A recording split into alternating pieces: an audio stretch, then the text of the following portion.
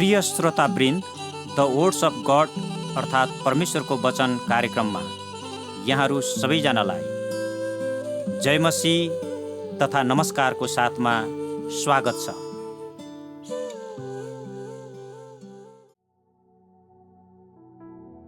आउनुहोस्, आज हामी बाइबलमा उल्लेख गरिएको पहिलो भेटीहरूको घटनाबाट सुरु गरौँ।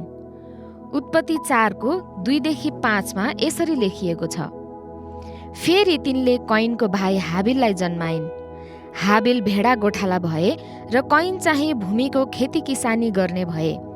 केही समय बितेपछि कैनले परमप्रभु कहाँ भूमिको उब्जनीबाट केही ल्याए, तर हाबिलले आफ्ना भेडाको बगालबाट पहिले जन्मेका पाठाहरूका बोसे भाग ल्याए।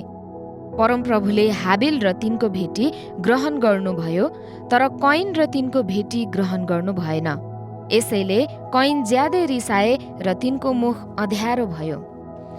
कैन र हाबिलको बारेमा त यहाँहरू सबैले धेरै पटक सुन्नुभएकै होला। यहाँ हामी देख्न सक्छौँ परमेश्वरले कैन र हाबिलको भेटीमा हाबिलको भेटी मात्र ग्रहण गर्नुभयो, तर कैनको भेटीलाई भने उहाँले इन्कार गर्नुभयो। अब प्रश्न आयो, किन परमेश्वरले कैनको भेटी इन्कार गर्नुभयो त? के उहाँलाई पशु मात्र बलि चढाइनु पर्ने भएकोले? पक्कै होइन, कारण हामी लेवीको पुस्तकमा अन्न बलि पनि परमेश्वरको लागि ग्रहण योग्य हुन्छ भनी देख्न सक्छौँ। यसको उत्तर हामी यही खण्डमा प्रष्टसँग देख्न सक्छौँ। हाबिलले आफ्नो बगालबाट सबैभन्दा उत्तम भेटी परमेश्वरको लागि चढाएका छन् भने कैनले जुन मन लाग्यो त्यही भेटी चढाएका छन्। यसबाट हामी यो थाहा गर्न सक्छौँ कि परमेश्वरले भेटीलाई भन्दा भेटी दिने व्यक्तिको हृदयलाई हेर्नुहुन्छ, उसको हृदयबाट आउने आदरलाई हेर्नुहुन्छ।